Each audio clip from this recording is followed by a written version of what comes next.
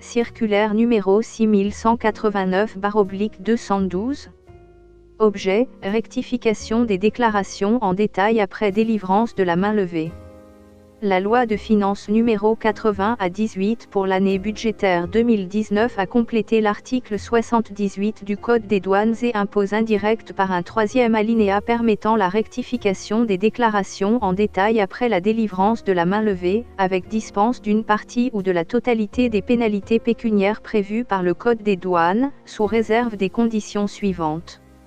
La présentation de la demande de rectification dans un délai de 30 jours à compter de la date de la délivrance de la main levée.